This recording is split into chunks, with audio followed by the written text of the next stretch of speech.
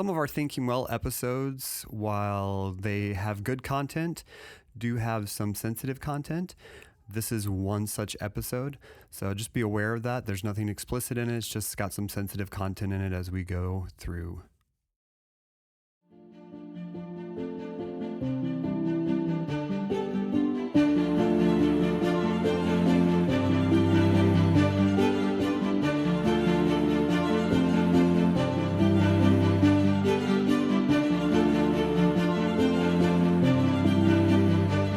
Which of you convinces me of sin? And if I say the truth, why do we not believe me? That is John 8:46. Welcome back to another episode of Thinking Well Podcast. I'm Kyle. And I'm Tom. What's up, Tom? What's up, Kyle? Oh, you know. I'm kind of digging like this kind of Sunday afternoon-ish vibe that we've been doing. I mean, it does make for kind of a longer Sunday, but you're not leaving and coming back. I know, and so it just it's really more convenient. For me, it kind of keeps like the worship rolling a little bit. So, and dude, let me tell you, I have really liked it. Let me tell you, Tom, today was awesome. It was a good day, man. Good worship service.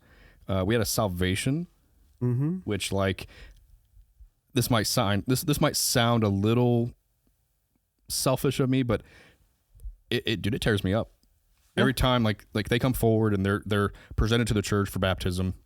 And I'm kind of just hoping that, like, Zach, please don't call me to pray, because, like, I'm going to be a mess. Right, I'm going to lose. I'll be a bumbling. I won't be able to get through it. But no, dude, it was great. When he asked me to pray, I had to do like my low prayer voice, because if I didn't do my low prayer voice, I was probably going to start getting choked up. Dude, it gets me every time. It's so good. Such a great Sunday. But well, this episode, ladies and gentlemen, is going to be one of our testimony episodes. I know you all look forward to those kind of episodes, and we have a very special guest. We have Tyler Hirsch. How's it going, brother? I'm great, man. How are y'all? Doing great. Glad to have you. I know me and Tom were talking just before we started recording. We've been trying to make this happen for a while. We have. Yeah. It's been a long time. Yeah, I'm glad to be here. I'm glad we were able to make it work. I'm in one of those seasons of life where I'm like, if I get through this, then everything will calm down. Yeah. And then I turn that corner and I'm like, actually, no, that's the one. Yep. Well, yeah. So you're right down the road from us in Weatherford, correct? Gotcha. Yeah, we actually live in Mineral Wells now, but Okay. Life is basically in and around Weatherford. So Gotcha. Okay. yeah, that's awesome. Yeah, and you're the I know you Tom was telling me you primarily administer like the middle school like kids, right? They're at yeah. My job actually has two sides to it. I was originally hired to focus on middle school ministry at our church under our Next Gen Ministries. And then a year or two into the job, the position opened up for our young adults and college ministry. Okay. And when that started, my boss, who's also my uncle, came to me and said, Pastor Brian wants to know if you'll be willing to pray about taking the college role. I was like, yeah, that sounds fun. Sounds kind of cool. And prayed about it for about a week. And then we got to staff meeting the next week, and we're sitting in staff meeting, and the pastor was like, no, you're doing it. It's not a question. You're doing it. And I was like, oh, okay. Well, yeah, there's your answer, I guess. But the Lord's blessed it. It's been really cool. Parker County's growing like crazy. Yeah. And we are about to break ground on a new building for our church here in the next couple of months. Dude, that's awesome. Yeah. The Lord's just been bringing people to us. And, Amen. Our outreach pastor said, I think he said it super well a couple months ago. Well, it's actually been a year ago at this point. We started seeing attendance records in January, which if you work in church, attendance records are never set in January. Yeah. Right. It never happens. Right. And we were like, what is happening? What's causing this? And we hadn't changed anything. We weren't doing anything differently than we normally had. And I think he hit the nail right on the head when he said, we've just tried to be faithful to God's word and to not poach people from other churches, but reach people who don't know Jesus. And he's honored that. And so as the county has grown, people have been, hungry for Jesus and hungry for new life. And, it's just been growing like crazy. And our middle school ministry has felt it. Our young adults ministry has felt it. We just were able to take more students to the Passion Conference in Atlanta than we had ever taken before. That's awesome, dude. And it's just really neat to see people, again, like y'all had this morning, praise God for the salvation. We've seen that as well. And it was really, really great. This whole last year has been awesome to see. That's awesome. That's really good to hear. It's one thing to hear about it, but when you see it, right? Yeah. It's just, it Never just gets gets old. going. It never gets old. Well, that's awesome. And then just to kind of plug that church, it's the Greenwood, right? Greenwood Baptist? Greenwood Baptist. Yeah. Awesome. Yeah. We're Southern Baptist of Texas Convention, Southern Baptist Church. Okay. And the church is like 150 something years old. Yeah. But our current leadership has been there about 20 years, and it is a very different church now than it was 20 years ago. But also, there's a reason it lasted 150 years. The gospel stayed central, and the Lord has, there was an opportunity for the leadership of the church to purchase land on I-20 in Weatherford, I don't know, a few years ago. And they almost did it, and then they just couldn't find a peace in their spirit about it. And so, if you're familiar with Weatherford, we're in the middle of nowhere in relation to the rest of the city. Right. So a lot of people know who we are, but they have no idea where we are. But the Lord has said, you know what? That it doesn't matter, because I'm not limited by that. So, right. And you're seeing growth, right? And that's really amazing. Neat. Yeah. We were able to baptize 250 people last year. Wow. Amen. Which was like, when I signed on to take this job, I was like, I'm getting a little choked up. I'm like, that's amazing. I never, like, you imagine God to do big things, and you think he's going to do awesome things when you serve him. And we're just continually proven in our own context that our ideas of what he can do and who he is are way too small. Yeah. Yeah. And it's cool to see. What I love too is, obviously, we'll throw this out there.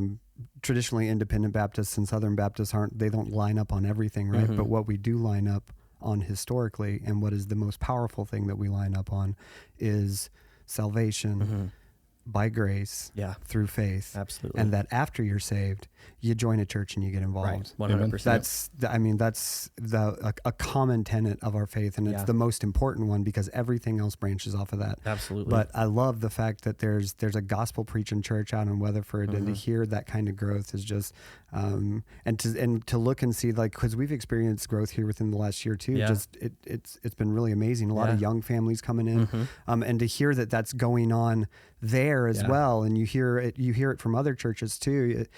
You begin to realize, when you look at the culture out there, that is not what everybody's looking for. Yeah. There are some people out there that are still yearning for truth, and where God is working in their heart, and the Holy Spirit is pulling them to somewhere who preaches a gospel just like that. Absolutely. So I think that's really cool, man. Yeah. It's neat to see, because the growth is happening in all places, and it's easy to make the argument that, your area is growing, people are moving into your area, so your church should be growing, which is true. If people are moving to your area and you're reaching community with the gospel, your church should numerically see some increase to some degree, right? If you're being faithful to it. But there's areas like where, I grew up in the independent Baptist world, and my dad's church in Illinois is in a community where people are leaving like crazy, and there's growth still happening in those communities. And specifically in their community, where people are meeting Jesus, and it's not just like butts are filling seats. It's that, like, lives are coming, like, people are coming back to life, and multiplying to other people, and that's what it's all about. 100%. It's really cool to see. Well, that's awesome. So, we can sit here all day and talk about the growth and how good God is, but we definitely wanted to just kind of let you take the wheel, Tyler. Just kind of walk us through your testimony, if you will, and start wherever you'd like. But we're excited and anxious to hear your story. Absolutely. Well, again, I'm grateful to be here. Thank you guys for inviting me. I suffer from imposter syndrome a lot, of just kind of thinking like, I should not be the guy sitting here telling this story right now. I can think of 500 reasons why not, and we're going to talk about a few of them today. But I am here, so I got to do something with it, and I'm grateful for that. But I'm currently 29 years old. I grew up in Southern Illinois, about 70 miles southeast of St. Louis, Missouri. And I'm learning as I tell people about my childhood in different contexts. A lot of people that are not from that area don't realize that St. Louis is on the border with the state of Illinois. Right. But it is. And there's a good third of the St. Louis area that's on the Illinois side of the river. And I grew up about 70 miles away from there. And I was not born there. I was born in Dallas because my mom's family is from the Metroplex area. Hey, shout out Texas. That's right. And I held on to that for my entire childhood. I was like, I'm not really Illinoisan, I'm Texan. People would be like, you lived there for 2 months and then you moved to Illinois and you didn't even know. Like, you didn't move there, you were moved to Illinois. And It still counts. it does. Although I will say this, and your listeners might turn off after I say this, but I stand by it. I'll take it to the grave. In-N-Out is better than Whataburger, and I had it for lunch today. So yeah. I don't like either, so I guess I'm in a good camp too. Man. I don't necessarily disagree. Well, here's my argument. If you can make burgers that are as greasy as In-N-Out burgers can get, and with the ketchup and all the things in white uniforms, and keep them cleaner than a doctor keeps his coat, I'll eat there. That's kind of my pull. Wow. Valid. Fair enough. But anyways, I grew up in Southern Illinois, and small town, cornfields for miles. Mm-hmm. And the biggest thing that happened in our town was, high school basketball games on Friday night. And I say that in this moment in, the fourth largest metropolitan area in the country. And, it feels like, oh, there's nothing much to do but a basketball game on a Friday night. But then I went home for Christmas this year, and there was a basketball tournament that happens every Christmas week. And my family was there at every game our high school played, and we felt just as much energy about it. So, yeah. It's cool to see the community come around it. But, and I grew up there, coming down here a lot to visit my mom's family, and I kind of suffered for a long time with a dislike of the season of life that I was in, the area that I was in. Kind of trained myself to anticipate what was coming next.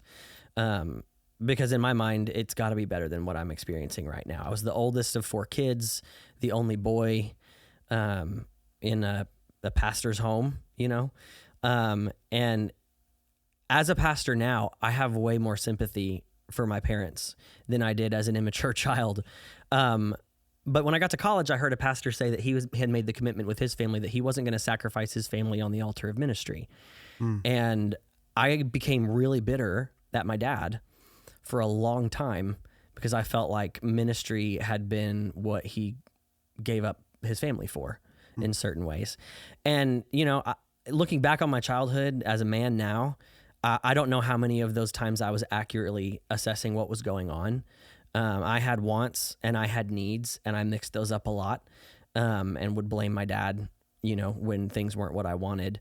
But then I'd have a confirmation bias. My mom told a story once about when my parents first moved up there. My dad kind of made this deal with my mom that he would work as many jobs as he needed to so that she would never be obligated to be out of the home, which is a blessing because we weren't, raised by people who weren't family because mom and dad had to go work.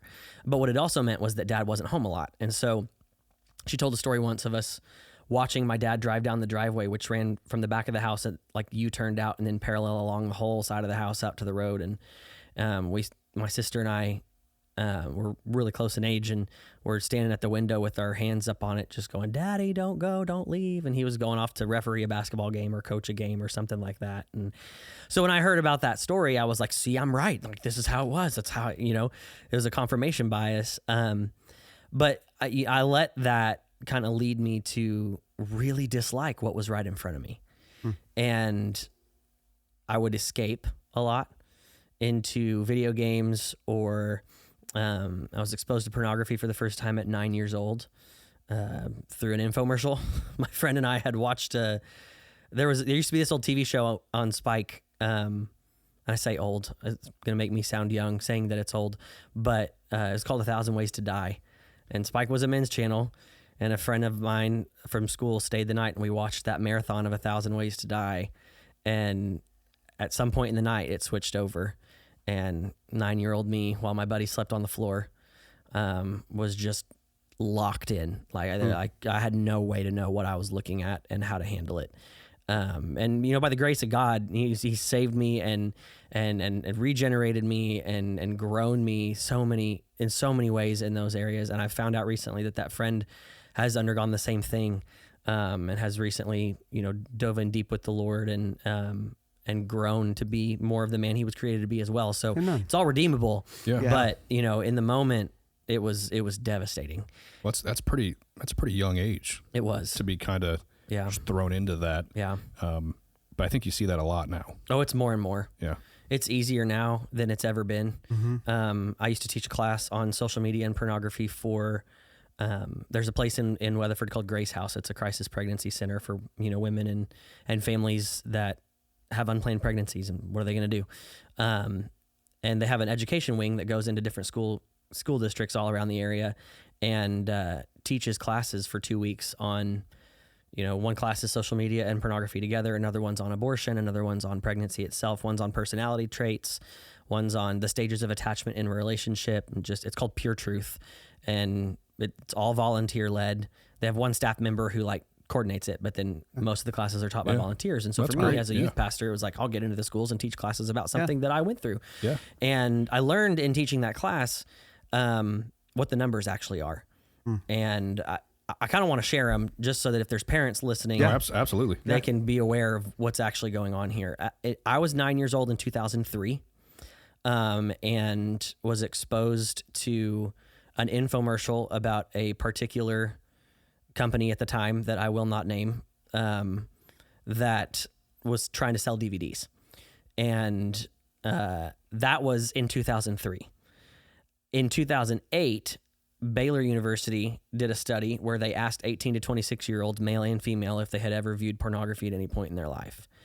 And the answers at that time, actually, remember, I have the numbers on my phone, because at the church I grew up in, I was asked to teach on this, and I did. And I wrote them down, and I still have them. And I'm going to just take a second to look them up. Was this the men's group that you were at? Yeah, you were still living up there. I was there, weren't you? man. Yeah. Yeah, this was a super impactful moment in my life, for sure. I still have it. So in 2008, 87% of men reported that they had ever viewed pornography at any time. And they used the legal definition of pornographic material as on the books by, offices in D.C. for when they write laws around it. In 2018, so that's 2008, they had 87% of men ages 18 to 26 said that they had ever viewed pornography. So that's only 5 years after I was first exposed. In 2018, they redid the study, and at that point, 98% of men reported porn use in the last 6 months. And then beyond that, they had 80% of the men had viewed it in the last week. That was 18 to 26-year-olds in 2018. The COVID lockdowns, there are numbers that go along with some of the most visited websites that show that use spiked by the billions. Just in the United States alone, as far as visits to sites during those lockdowns. And then there's the added data that if you add up all of the gigabytes of data that Amazon, Facebook, and Google as companies and all of their affiliates, if you add up how much data they have out there on the internet, there's more pornographic material on the internet than that. Yeah. And that's not even including the dark web. Mm-hmm. And this is what really kicked me hardest. The age range that uses the internet more than any other demographic is the ages of 12 to 18. So you put all those numbers next to each other, and there's no way to have a study out there that says, 98% of 12 to 18-year-olds who use the internet have viewed pornography at some point in their lives. Because you can't ask a 12 to 18-year-old that. Right. But you put all those numbers next to each other, and it's whoa. And it can be shocking to think, wow, Tyler was exposed at 9 years old. That's crazy. And, on a moral level and a spiritual level, it is crazy. On a reality, how often does it happen level, it's not crazy at all. Happens all the time. Yeah. And it's getting younger and younger because of the access. Exactly. I know my kids dealt with that kind of stuff when they were younger, and they're in their early to mid 20s right now. But even you look at our teenagers today and our middle schoolers today, however early we think they're getting exposed to that kind of stuff, dial your expectation back a couple of years, and that's when they were really getting exposed. Yeah. Oh, yeah. I used the word in a sermon one time for our middle school ministry. I was preaching on loneliness. I wasn't even preaching about pornography, but we had a speaker come in for a camp a couple years before who talked about kids at his church who had been addicted and wanted to find freedom from it. So these high school senior boys created what they called the flip phone mafia, where they got rid of their smartphones and all got flip phones and carried them on their hips in the leather pouches like they were 65 years old. Yeah. And they literally called themselves the flip phone mafia. And so I was trying to make the point that when you follow Jesus, you will be alone. Because it's not the way the world goes.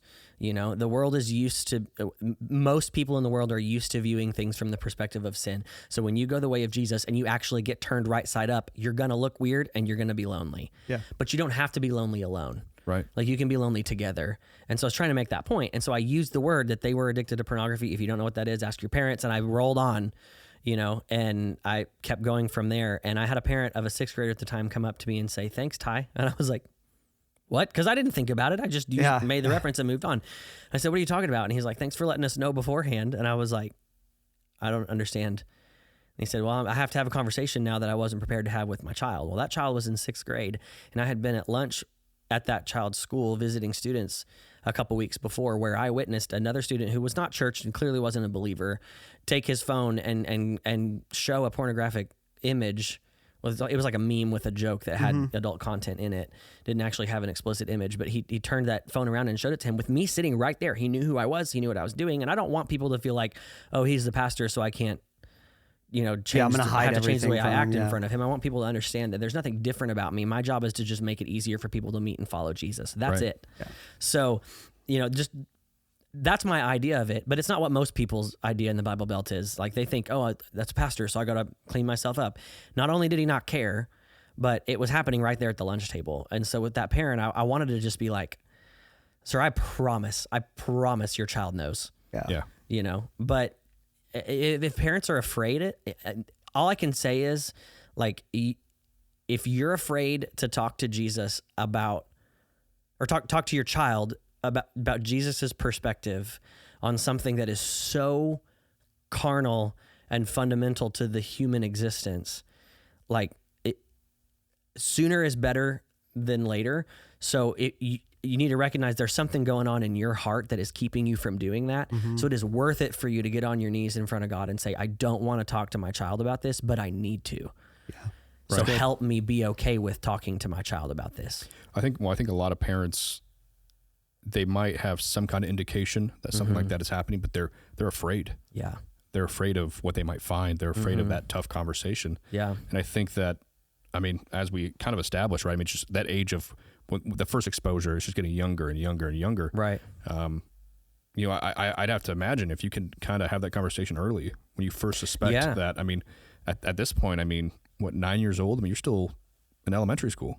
Yeah. You know, so starting to have those conversations at that point, or if you first start to see that in your child's life, could have massive impacts as they go into middle school and especially in high school, because it's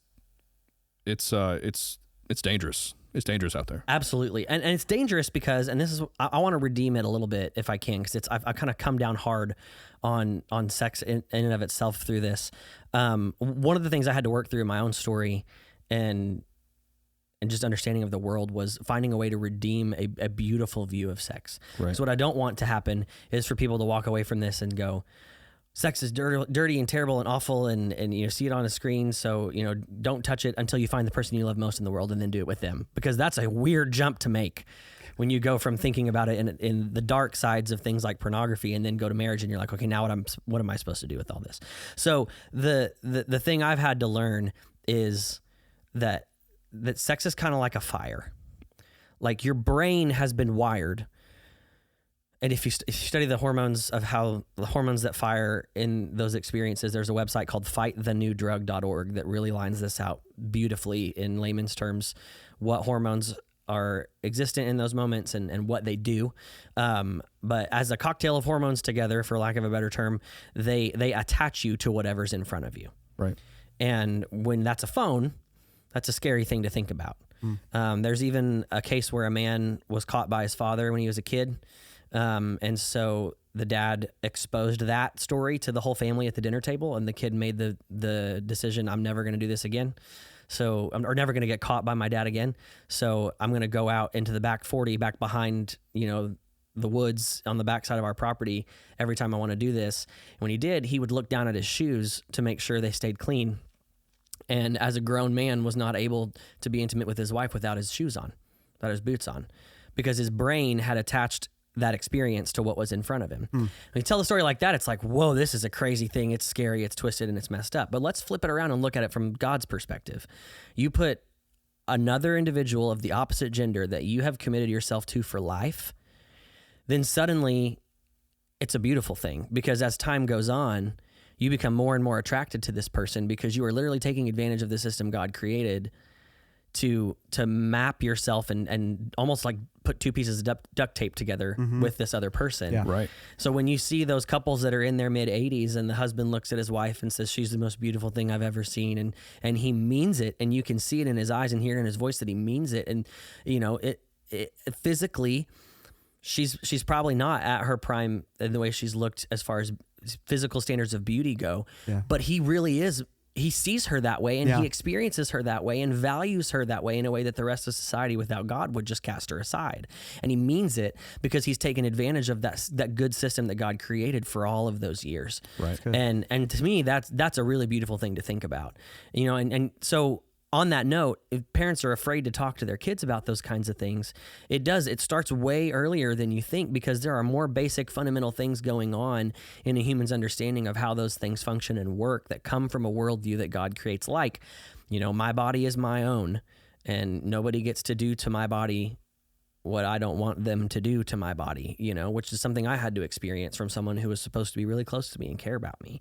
But then there's also things like, let me rephrase that. My body is my body in that, like, it's God, it's God's, and I have to give it up as a living sacrifice for the Lord. Yeah. But another human doesn't get to tell me, you have to do this for my pleasure, you know? Right. But then also, like, my parents are a safe place that I can go to when things are hard. Yeah. That needs to be learned, and it needs to be modeled by parents so that kids can feel that. And my wife showed me this book. She was working for a church that did a retreat for their middle schoolers that was all about biblical sexuality, that their whole staff had to read this book before they went to it. And it's called More Than Just the Talk. And what I love about that is the cover has these two hands doing like the quotation marks. More Than Just the Talk. It's by an author named Jonathan McKee. And he just kind of makes that point of like, you need to train as well as you can from a young age on, train your children to be able to talk to you about things that are hard and some of these more basic things that are involved in a conversation about things like sex that parents are afraid of. Right. And he also offers, if your kid's 16 and you're already, you realize, well, I didn't get to talk to them about these kinds of things when they were 5 or 6 or 7 that I needed to in order to make 16 conversations easier. He has tactics there to like, how do you engage with this older child? And it's really helpful. So that sounds super helpful. Yeah. But that's not my whole story. I mean, I was exposed at 9 and I talk so much about it as I have because it became something that was a daily and sometimes multiple times daily struggle until I was 23 years old. I would say that I never found true freedom from it in any degree until I was 23. There were seasons where I would go 6 months or a year of what you could call sobriety because, part of those brain chemicals are massive surges of dopamine, right? That the brain the only experience the brain has had in human existence that's comparable is like heroin hits and cocaine and things like that. So there were periods where I would have sobriety for 6 months or even a year at one point. But I was really just white knuckling my way through temptation instead of, it was behavior modification. There wasn't a regeneration in my heart around it. Right. But, I grew up experiencing those things all the while hearing the gospel and going to camp at Timberline and, going to the Rogers Conference and things like that growing up. And I even noticed a call to ministry at the Rogers Conference. And I knew of God and I knew a lot about God, even to the point that when I got to college and I was serving in some ministries, my college pastor at the time was like, dude, you know a lot about the Bible. Like, you know a lot of Bible stories.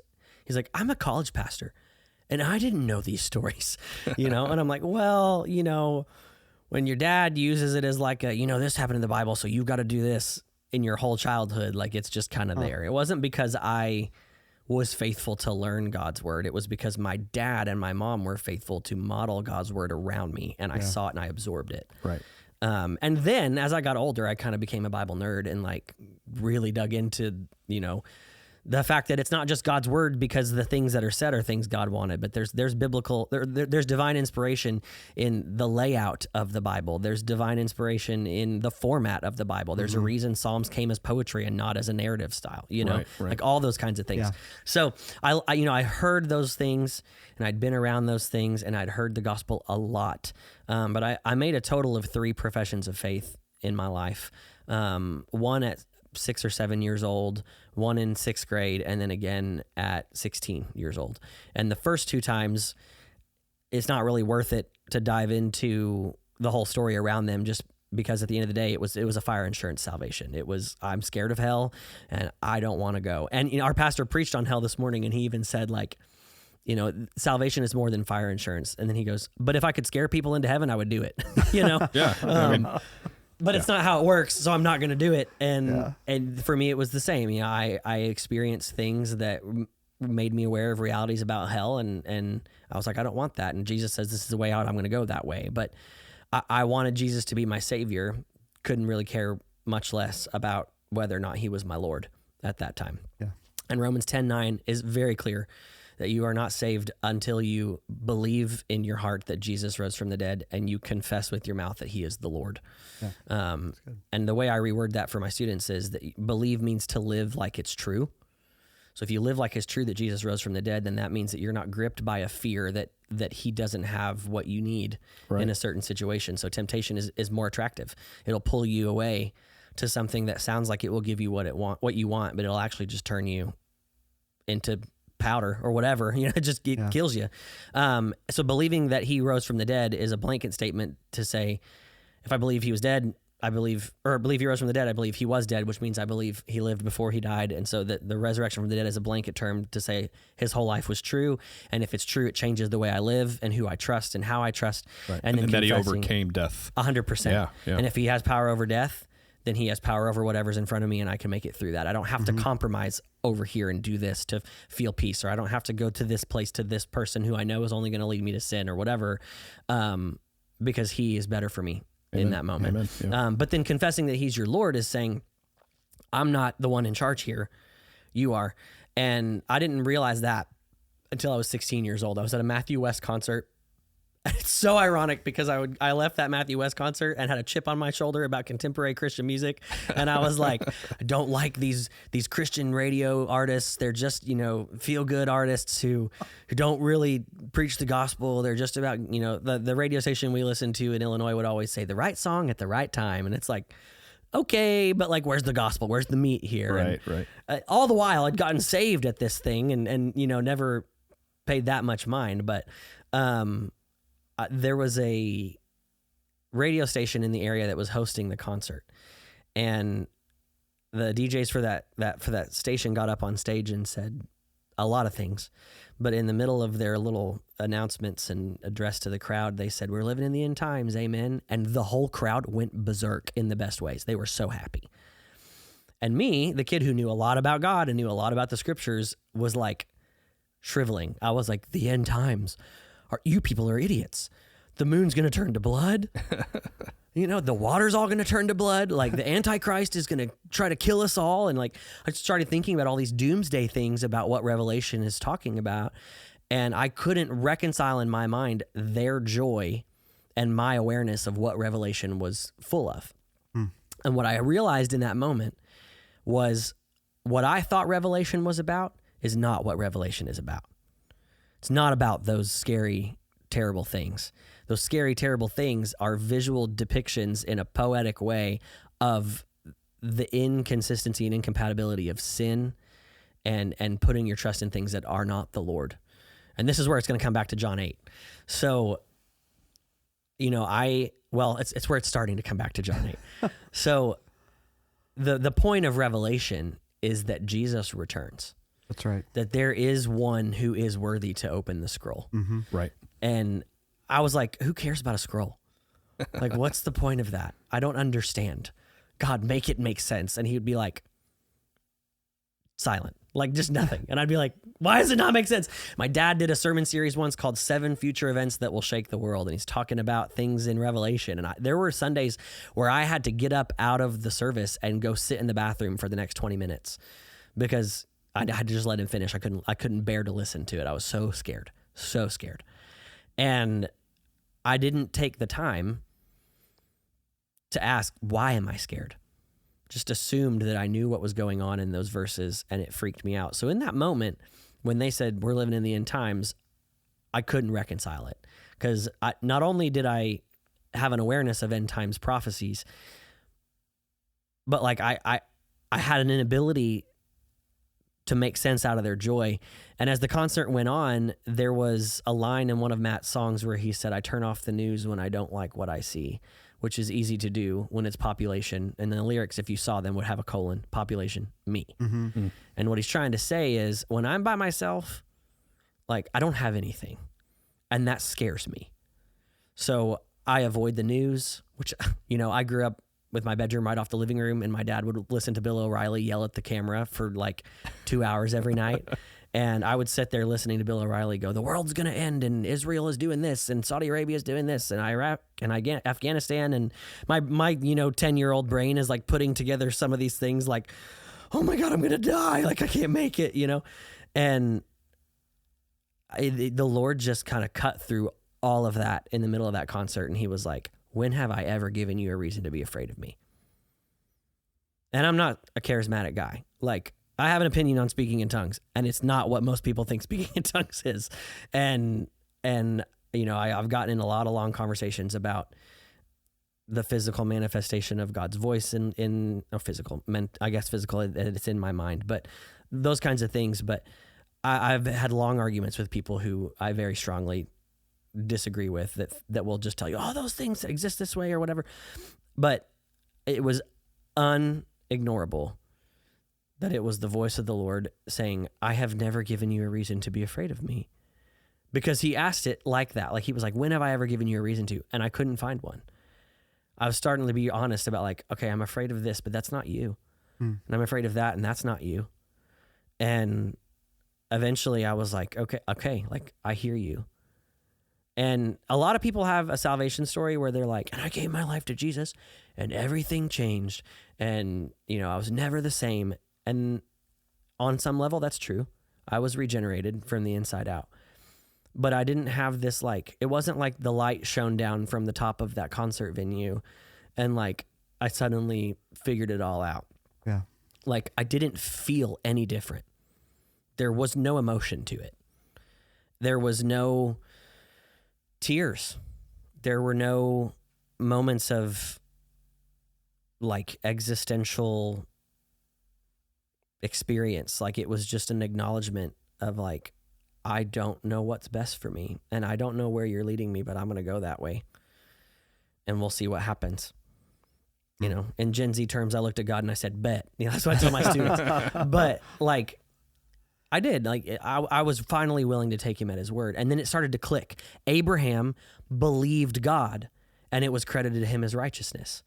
And there was a time after that time when I got saved at 16, like the next few years where, me overcoming things like fear of getting up in front of the church and as a candidate for baptism for the third time in my life, and by the time I actually did get baptized, I wasn't even a member at that independent Baptist church anymore. It was at a Southern Baptist church, but the Lord redeemed it in that, like, my dad was the one that got to baptize me, which was so cool. That's awesome. But, went through a lot of those different things and recognized that call to ministry and got baptized at 21, in the late fall of my the year I turned 21, it was the late fall. And eventually, that next spring, I fell off a cliff, and we'll get back to that in a second.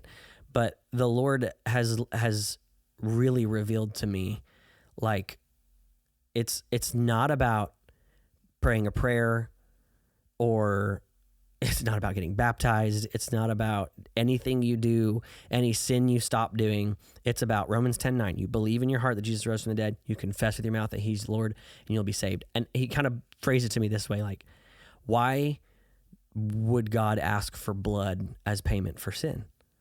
Started meditating on that question for a while, and kind of came to the conclusion, like, well, my blood is worth the same thing to me that it's worth to Tom, and Tom's blood is worth the same thing that it is to Kyle, or that Kyle's is to him, and our blood is worth the same thing to us as Adam's was to him, and our great grandsons or daughters' blood would be to them. And suddenly I realized, biblically, the blood represents the life. In Leviticus, God says to not eat meat with blood in it because blood is the life of the thing.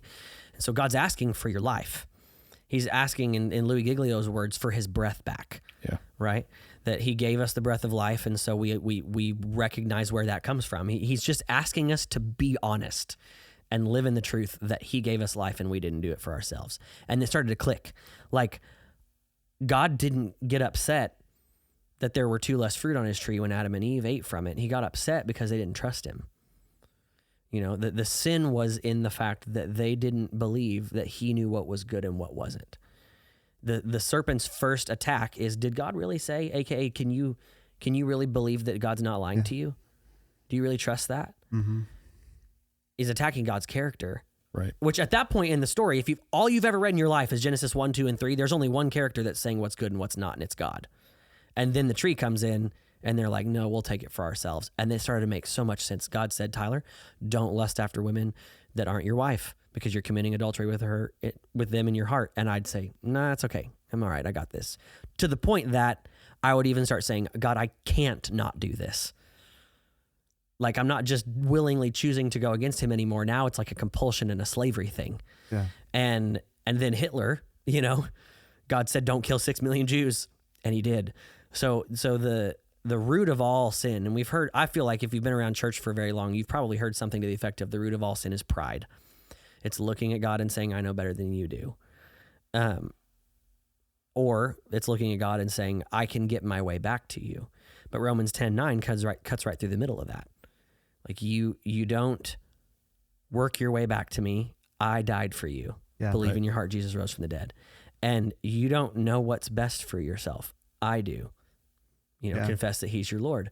And that's when it was like, oh my gosh, salvation is just the reversal of Genesis chapter 3, like in spoken word. Yes. Like, you're looking at God and saying, I'm going to be the opposite of what Adam and Eve did. I'm going to be the opposite of who I am in this moment before you.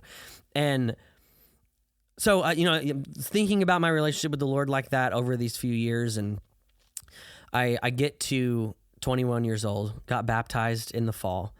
March comes around. I was working at a summer camp in Texas, but still living in Illinois, and had a buddy that was from Illinois who was going to work with me for what was my second summer and was going to be his first. But if you haven't lived in Illinois or another small part of the country like that, and Tom knows this, like, people that are from that area and grew up in that area never leave that area. Right. They feel this like weight of like, I can't go out of it. It's hard. They don't take long trips. Yeah. It was a 9-hour drive from Southern Illinois to where this camp was. And he wanted to do it in 2 days. And I thought, I've done 18 in a day. Like, we'll be fine, Right. But I couldn't get his mind to wrap around it. And so when I realized that's what he wanted to do for the drive down to the camp, I was like, we got to get him to meet some people that work at this camp before we go there, or he's going to be like a fish out of water. He's going to be so scared. So we planned a weekend to go to Fayetteville, Arkansas, where I knew there were some people that lived there and went to the University of Arkansas and that also worked at camp. There's probably 20 of them. And I was like, I knew a good number of them, so we'll, get together for different things throughout the weekend. And so we went to a concert in downtown Fayetteville for an artist that we really liked, and then kind of spent that evening being college kids. Like, we went to Whataburger after 11 and got honey butter chicken biscuits, and we there was a show on Netflix that we all liked, and the guy that we were staying with and his roommates loved, and they didn't even hang out with us because they were marathoning the whole thing at their house. They'd set up 2 computers connected to like 8 TVs, and they hit spacebar to play it at the same time, so there wasn't a bad seat in the room. And that was the kind of house where like they had Christmas lights around the top, and they had Whataburger numbers in between every light, and it's one of those houses. And we stayed up till 3 or 4 in the morning watching that show with them after we went to Whataburger, and slept till noon. And we didn't have any plans for the rest of Saturday, but the church we went to at the time in the St. Louis area when I was in college only had Sunday evening services. They didn't do Sunday mornings because they were sharing a building with another church. And we had Sunday morning free, and it was 6 hours back to where we lived. So we were like, we can go to church with our friends here in Fayetteville on Sunday morning and then just hop right in the car and go straight to our church service and make it to both. And so that was our plan, but we didn't have anything planned for Saturday afternoon and evening. So there's a cliff nearby. We were like, let's go hiking, and we can kill some time just going down this really cool trail, because at the end of it, there's a cliff that looks like a hawk's beak. So they call the trail Hawksbill Crag. And if you've ever seen the movie Tuck Everlasting, some of the opening scenes in that movie were filmed on this trail. Oh, okay, gotcha. And so we drive an hour out of Fayetteville, get lost trying to find the place, and we finally find it. And you start out at the bottom of one of those Ozark Mountains, and you drive up to the top where the trailhead is. And the Ozark Mountains are technically mountains, but they're not high enough to have a tree line. So you just feel like you're in the woods until all of a sudden you round a corner and boom, there's a cliff, and you realize how high up you actually are. And we were going down this trail. I was wearing Chaco sandals, khaki shorts, and man, I'm still mad about this because they cut the shirt, but it was my dad went on a fly fishing trip with Pastor Jerry and some of the other guys from around the IBC world up in Colorado in July. On that trip he always goes on, he got me a shirt from that trip, and it got cut off in the aftermath of all this, and then I lost it forever. It was one of my favorite shirts. But anyway, that's all going to be important. So we go hiking down this trail, and suddenly we're at one of those points where we realize how high up we are. And there was a little creek that ran across the trail, and then a good 10, 15 yards away from the trail, and then it went off the edge of a little cliff that was only maybe 8 or 10 feet tall. And then where it landed became its own platform that came out farther, probably 20 yards. And the drop off of that was way more significantly steeper. It was a good 35, 40 feet. And the waterfall kept going off of that. And I noticed off that second ledge, there was another smaller area that I could either stay on top of the platform that I was on that second shelf and go around to go down a slope on the far side of the waterfall that was really easy to get down. I saw 2 trees that were the perfect distance apart for my hammock to hang. And I was like, man, I don't even know if I want to go see the end of this trail and see that cliff, because I could see myself sitting in my hammock right there reading a book, and that would be awesome. And just let the rest of the guys go, and they can come back and find me later. And so I decided I was going to go find a way down to that thing. I could have gone over, on the big platform and down the slope, or that next step down was a shorter, straighter way. I'd have to go directly behind the water of the waterfall, but it would be a shorter trip to get down to where that was. It was just a little more dangerous. And so I hopped down on that little ledge, and I was like, I can do this. I got this. I took one step after that decision, and my foot hit wet moss on a rock on my left foot. I was facing the cliff was to my left, and my left foot slipped on that rock, and I went off the edge. So I lost my balance. And when I tell people, oh yeah, I fell off a 35-foot cliff, they're like, oh my gosh, were you rock climbing, or were you did you jump and something went wrong? And I'm like, no, I was just an idiot.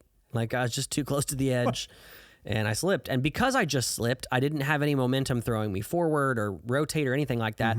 I just kind of stayed standing up, leaning to my left a little bit, because that's the way the momentum was going all the way down. And, I thought a lot of things, but I thought them quickly, because you know how you think one thing, or maybe you're not even thinking, you're thinking in one direction, and then something pops up around you and it makes you think of something else. And within half a second, you've thought of 15 things in a chain of succession, but you don't actually think the thoughts. You can feel the logic of what you're thinking. Yeah, it's so quick, right? Yeah. It's almost like indistinguishable. Exactly. Yeah. And that's exactly how this played out, neurologically in my thoughts. But I remember thinking, man, if you keep walking forward, this is what's going to happen. I genuinely thought my brain was trying to tell me it was fake, but I was just vividly imagining what was going to happen if I kept going forward, and God telling me don't go that way. And so I kept falling, and I realized, oh no, this is real. The next thought after I realized it was real was, I'm going to die. Because I remembered how high up it was from having looked down at those trees. And I thought, there is no way out of this. It was as real to me as if I, were standing on the wall in front of a firing squad. You don't get out of that situation. Not I'm trying to kill myself, not I'm trying to go this way, but just I don't see a way out. It's not there. And the last thought I had before I hit the ground was, if that's it, let's go. I'm going to see Jesus, which is not normal for me because I don't do well with fear. I dated a girl in high school who tricked me into seeing The Purge in theaters. I had no idea what it was. And because it was a thriller movie, it wasn't even really a horror movie. It was just a slasher thriller movie. There were horror commercials and previews before. And there was a movie called Insidious 2 that had, or maybe 3, that had a terrifying preview. And just that preview alone, I was on the floor of the movie theater in the sticky soda and candy. Like, I just couldn't handle it. And, you know, we talked earlier too about like thinking about the things of Revelation and stuff like that. Like, fear was a big struggle for me. And so I think this thought of like, I don't see a way out, but Jesus said he's got this. So let's go. And I remember a lot of yellow and white and like brightness. Like, I don't know. I think it was just the colors of the world around me rushing. But I mean, it could have been some kind of a spiritual experience or something, or like I hit my head. So it could have been that. Like, who really knows? I don't want to be the heaven is for real kid and come on here and be like, I went to heaven for 3 minutes and then come back later when I'm an older adult and be like, no, none of it was real. I made it up, because that's exactly what he did. And that's not what I'm going to do. Yeah. But I do remember that visual. And I woke up. And my friends say I screamed a lot. I don't remember that. I had the opportunity to go back to this place a year later, and they wouldn't come with me. They couldn't. They couldn't get themselves to do it. But they say I yelled a lot and I screamed a lot. I had landed foot first, so my left foot got the brunt of it all. Like, the doctor said, it was like it got smashed with a sledgehammer. And then the radius bone in your forearm is kind of shaped like a capital P. Like, you got the knuckle end of it down by your wrist, but on the top of it, it's got a big disc that looks like a closed in capital P. And that's called the radial head, that curved part, and it broke off. I ended up with 30 stitches in my forehead because the gash was so bad. And my mom was so faithful about like, you got to put Mederma on your face. You got to put Mederma on your face, or you're going to have a big scar. So I did. And you don't really see it now, which is wild. Can't even tell. There is a part of my hairline right here that doesn't grow back because of wherever that scar went up into my scalp. Yeah. But even I don't remember where it is at this point. I know it had something to do with this area here, but not really sure. And then because I was wearing Chaco sandals, the skin on my feet was exposed, and I got a pretty nasty cut on my left heel that required staples. And that you can still see the scar of, because there was no getting around that. But that was it. Those are the only injuries I had. It was a smashed foot, broken radius, gash in my forehead, and my heel. And the rest there was like some burns and stuff from like rubbing against the rock as I fell or whatever, but that was it. And the Lord provided so many things, like basically a full emergency room staff that were just hiking on the trail, a physician's assistant, an ER x-ray tech, a few nurses, and they all ran the show until the field and game officer got there, because we were so remote that it took a while. And it was a couple hours before EMS was even there. I vividly remember the helicopter flying over the trees that they were going to take me to, and the sky was noticeably darker when that happened. But the field and game officer had morphine. He was my best friend. Yeah. I did have a concussion, I guess, so that's another one. So I kept saying the same things over and over and over again, laying there on the ground. But somebody took a picture, and you can see in that picture, it's from far away and it's pretty blurry, but you can see the blood on my nose. And the people just standing around me, and the x-ray tech, she's holding my head, and the PA is kind of standing there telling the nurses what to do. There was a girl that I feel like every time you go hiking, there's somebody out there who looks like they went through REI and bought everything they had and then brought it in a backpack with them. And this girl was she was that girl, and she was out there, and she had foil blankets and all kinds of stuff. So they wrapped me up in my hammock and those foil blankets, and I was able to stay warm because it was spring breaks, or almost spring breaks, the beginning of March in Arkansas. It can be chilly. Yeah. So, what are the odds? Wild, right? That's insane. Yeah. It's God though. So, doesn't matter. No, I want to stop there for a second. Yeah. And just say, just logistically looking through that fall. Yeah. Just from height wise. I mean, yeah, you're talking 3.5, 4 stories. I mean, that's a significant. I mean, Absolutely. I mean, you probably know this better than I do, but there's science behind, like, okay, every 8 feet that you fall, the chance of survival goes down by a certain percentage. Yeah. And I know when you get up to, 5 times that, I mean, it's significally low. Yeah. Very, and my very brain low. went through all that because in the period that followed, I was not allowed to bear weight on my foot or my elbow for 8 weeks. So I was stuck in bed. I'd gone from a life where I was working at Chick-fil-A and hanging out with my friends, and I was a track athlete a couple of years before that. So I was still into athletics, and I had to quit the team at that point to get a job, but very physical, active, social life. Yeah. To being stuck in my bed, my childhood bed, for 8 weeks with nothing to do. And so my brain ran through everything. Like, what if I had grabbed here? What if I had fallen this way? And there was no one variation of that fall that I could come up with where I didn't die, because my head would have hit, or, my arms would have given out and my neck would have broken, or, you know what I mean? Like just things like that. Like if you had fallen this way, then this would have happened and that would have happened. And so that would mean death every time. Yeah. And it just so happened to be that because my leg took the brunt of the fall, and because I had been training in track and field and things like that, and had stronger legs and, those kinds of things, like it was able to bear the weight of my body in a way that only broke my foot. Didn't break my femur, didn't break my, whatever your shin bone is. Yeah. Like none of those did. My knee was fine. Like my foot took all of it, and it was wild. And yeah, there were moments that I was like, how did this happen? I mean, it can only be God, and it would grow my faith, and I would worship as a result.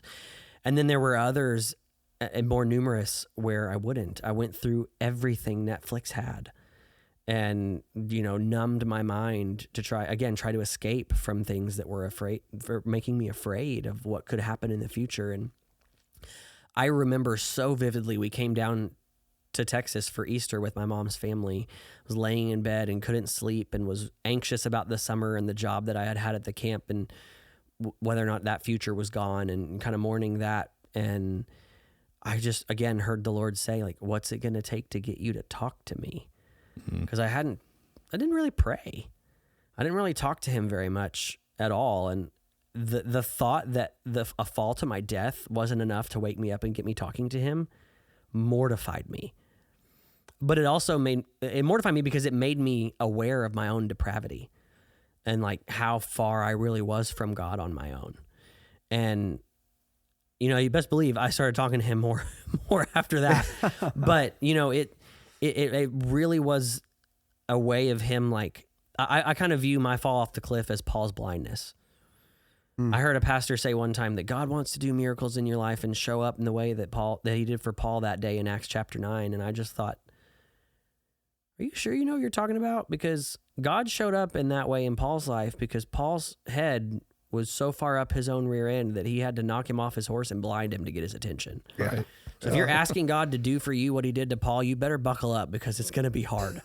Yeah. And that's kind of how I felt that experience to be, was his moment of really shaking me awake. Like my pornography addiction hadn't been worse than it was in that season right before that. And, I would have other struggles with it in the future over those next couple of years, but there was something different in that season of finally realizing this is what it's going to mean to let Jesus be the Lord and the King of your life, and you better be okay with it. And, I don't know if God actually knocked me off that cliff. I don't know if he put me through it in the same kind of way he put Paul through what he put Paul through, but I do know that that's what he used it for. Right. Yeah. And to kind of bring it all back to where we were headed with the John 8 stuff, it has become clear to me in this last year that I never understood the full weight and the meaning of what it means to call God glorious, or to give him glory, or even his holiness, which is directly connected. I knew those words, and I thought I knew what they meant. And then I got to thinking about that Passion Conference that we take our young adults to has been around since 1997. They fill stadiums with tens of thousands of people, and people get saved at that event every year. People go on to, there's people that were standing on that stage this year who were students in the late 90s and early 2000s that, have caught a glimpse of how beautiful Jesus really is at a moment like that. And I've had the blessing of getting to know some of the people on their team and who actually put this event on every year and work in the church that came out of it and all these different things and learn kind of the why behind what they do. And I was kind of mulling over the question, Louis Giglio, he's the guy that started this thing. He's 68 years old, and they just filled Mercedes-Benz Stadium with college students, and they raised $2 million for Bible translation.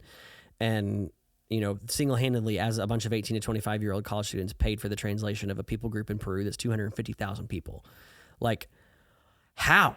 He's 68. Like, how is this happening? Dude, that guy's solid. He's great. Yeah. And I thought for a while, I was like, yeah, Louis solid, and he's great, but I don't think that's the reason. I think the reason is because of 3 core values that organization holds. Or core value number 1, Jesus is our main story. He is front and center in everything they do. It does not matter who's on the stage. It doesn't matter who made the decision. It doesn't matter who's speaking, who's leading worship, anything like that. They will let you know who those people are when it's relevant for you to know, so that you're not just wondering who's that guy on the stage. But it's not about those people. And they won't bring people on stage that think it's about those people. And if they do end up on stage, they never come back again. So it's, you know what I mean? Like they hold that. And right. There was a particular moment, and I won't say at which conference, and I won't say which person it was, but a couple years ago, throughout this whole thing, or within the last few years, where one of the worship leaders began to speak in tongues during the service, and their sound guy muted her. Like, because, she was in a moment where, she may have a conviction about what the theology of that is and those kinds of things, but in that setting, they were like, hey, that's not what we're here. We're just gonna make it about Jesus and nothing else. And they weren't mad about it. She came back and led the next, the next day again. And it wasn't like it was like a mean thing or anything. It was just like, hey, this is our core value, so we're gonna hold to it. If you go on the platform at any point in any of those experiences, you come from the crowd up to the platform. There's no green room out to the stage or anything like that. When there's 60,000 people in a stadium, every other artist or some kind of human who is considered a leader in any capacity in a situation like that would have come out from some private place where they could get away from those 60,000 people and have some peace and quiet. And don't get me wrong, they've got areas where those people can go and decompress and calm down. But if they're going to be on stage, they don't come from there. They sit in the stands and they come up with the people. So Jesus is our lead story. And then number 2, they believe in extravagant worship. Jesus is worth the most we can give him. Amen. Doesn't necessarily mean that we have to dress in our Sunday best when we approach him. Yep. It just means that if we're going to drop anything on anything, he's our greatest return. So it's good. He's worth extravagant worship. And then the last one is we design everything. If God has cared about if he cares about the most intricate details of life in the world, then we will too. And to the point that their church building has white walls in the lobbies so that when they want to do a new event, they can paint them and like meticulously craft every environment to fit whatever they're doing in ministry at the moment. And not every church is blessed with resources like that. So there's a uniqueness to the how behind what they do, but the why that they do it is not unique. It's it's unique in scripture, but it's transferable no matter where you are in your life, in your ministry jobs, in whatever you do. It is, this recognition of the holiness and the glory and the beauty of God. And it really hit me this year because they opened the roof at Mercedes-Benz Stadium. And one of the volunteers was like, do you know how much money it costs to open that roof? And I was like, probably a lot, because that's a whole ordeal. And if that alone, opening the roof, cost what it did, what did the rest of this cost? Yeah. And then I got to thinking, like, there's a lot of people who criticize moments like this for the money that they drop on these kinds of things.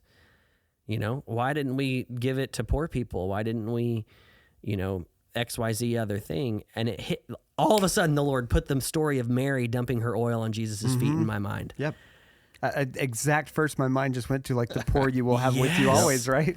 And who was the only person complaining in that story? Oh yeah, it was Judas. Judas. Yeah. Yep. Which suddenly makes this I feel like I'm saying this out of a heart of care and understanding for people who are struggling. But what I'm really doing is not recognizing the holiness and the beauty and the worth of Jesus. Mm-hmm. Jesus is worth millions of dollars opening that roof. Why did they open the roof? Because in a moment where there's 60,000 people and you are trying to worship the God of heaven who spoke and the Son appeared. Yeah. And the worship leader can go, look up, Passion, look up. And they look up and they see this roof open. It just, there's a beauty to that moment and the way that they steward the leadership of that moment that points everybody's eyes to Jesus and how lovely and beautiful he is. And in Passion in particular, it's a unique thing because the first time they were in that stadium in 2020, the roof opened on its own. People didn't control it. It happened spontaneously. And nobody could tell why, but it happened in the middle of Carrie Job and Cody Carnes leading Revelation song. Okay. I think it was Revelation song. It might have been The Blessing. But the Blessing wasn't out yet. So anyway, people started to feel this rush of wind because of the vacuum that it created, the pressure difference. And so, for a moment, even though it was just air coming in from the outside to a lower pressure environment, like it felt like the Holy Spirit was in the room for a second. Yeah. And people's hair started standing up on their arms and they were like, whoa, this is crazy. And it may not have been the Holy Spirit himself rushing into the room, but he used it to make them more aware of him. And so, it's moments like that where Christian Stanfield can go, look up at the sky, guys, look at him. And just like, as the psalmist is saying, like, look at the skies, the heavens declare how glorious God is and how many wonderful things he's done. And so to bring it all back to John 8:46, my life has been so many moments of God showing me, like, pornography is not going to give you what it says it's going to give you. Control is not going to give you what it says it's going to give you. Understanding what's happening so that you don't have to be afraid isn't going to give you what you think it's going to give you. Escapism isn't going to give you what you think it's going to give you. I alone am holy. Mm-hmm. And in John 8:46, Jesus says, which of you can convict me of sin? You can't. You can't convict me of sin. So if I tell you the truth, why don't you believe me? Jackie Hill Perry says, she uses this verse to explain how Jesus' entire argument is, my holiness is why I'm worthy of being believed. You shouldn't just believe me. You should believe me more than you believe anybody else because I can't lie to you. Mm-hmm. And when you think about Jesus that way, changes a lot of things. Changes a lot of things about the way you think about following him and just living life or who he is. I couldn't believe that at this point in my career in ministry and having grown up in church that I had never done it before now. But this morning I bought The Knowledge of the Holy by A.W. Tozer on Audible and have been listening to the first few chapters of it. And it, his very first line in the whole book is, what comes to mind when you think about God is the most important thing about you. And for the longest time, holy was not what came to mind when I thought about Jesus. And if it was holy, then it was like holy as in he's perfect and he's sinless and I'm not. And wouldn't it be nice if I was, like not raised high above everything else. Exactly. Yeah. And that's why when you think about passages in Revelation that say there is one who's worthy to open the scroll, it changes everything. That scroll contains God's plan for the removal of sin and evil in the world. And if there's nobody who's worthy to open it, then sin has the last word forever and ever. And if anything's going to scare you, it needs to be that. Because if the serpent wins, if the Paul says it in, I think it's in one of the Corinthians, that if Christ hasn't been raised, then we're to be pitied more than anybody else. That's right. Yeah. Yep. And we're above all people most miserable. Yes. Yep. And that's why, I would read that story of that prophecy of the Lamb coming to open the scroll, and the people in Revelation are weeping with joy. I'm like, why? Because it's going to open up all these bowls and wrath and judgment and all these things that I knew what was coming when that scroll gets opened.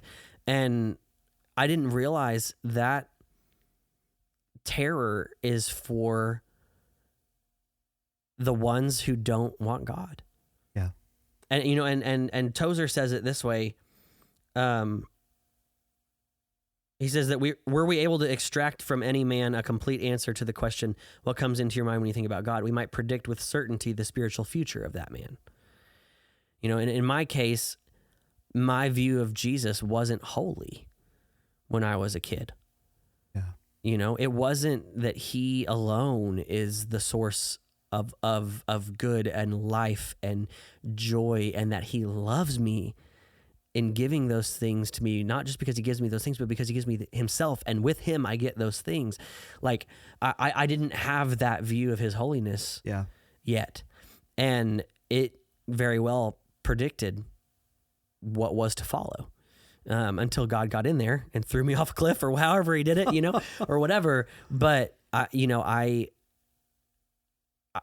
can't get around it now. There are things in my life that are tempting me to look to the next thing, just like when I was a kid. Things that say, yeah, but what about this or what about that, you know, and what about this next coming thing? When a church is growing really quickly, there's a lot of those, you know.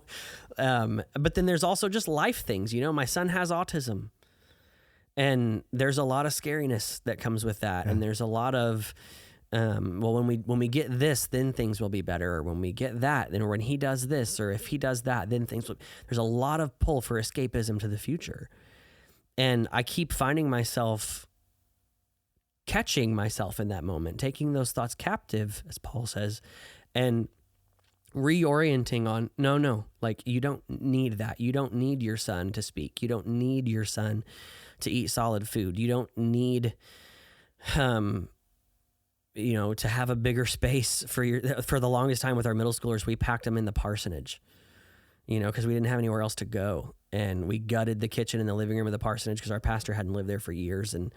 And we turned it into the main large group, quote unquote, space for the middle schoolers. And we had 60 kids in a living room and a kitchen. There just wasn't room for it, you know? And so for 5.5 years, we did ministry in that room with middle schoolers, and it was fine. You know, I didn't need those things. When I worked at summer camp, we had a kid come through our cabin who was Jewish. And this is kind of the first time the Lord phrased it to me in this kind of way. But, you know, I went to a staff prayer and worship hour or so where one counselor from every cabin got to go and pray for the services that were going to be coming up soon. And we had been having conversations with this kid all week. And my co-counselor had, when kids would come through our cabin, we would do a draft on the first night, and we would have them fill out a sheet where we asked them random questions, but then a few more probing ones to learn about their lives. And then once they all went to bed, we would all sit up in the counselor room and be like, all right, I want that kid. And we'd divvy them up and be more intentional with 3 or 4 instead of the whole 16 for the entire week. And my co-counselor got the Jewish kid, and he had amazing conversations with him. He handled that relationship so well. But the kid never made a profession of faith, and we weren't sure he was going to. And that night at that staff prayer, I fell asleep during the worship because I was so physically exhausted from late nights and early mornings and taking 25,000 steps a day and all the things you do at camp. Yeah. And I was so mad at myself for falling asleep. So I stepped outside of the worship center room and went out into the lobby of that building and sitting on a couch and reading in my Bible and just kind of praying and journaling to try and make sense out of what had just happened. And I just wrote down, like, I don't know if it was me being carried along by the Spirit in that moment or what, but I just wrote down, like, he's better than sleep. He's better than chicken nuggets and mac and cheese on Wednesday. He's better than whatever, like, because that was the Wednesday meal at camp, or like whatever other things. And then all of a sudden I wrote, he's better than a Jewish kid coming to know Jesus. And I was like, blasphemy.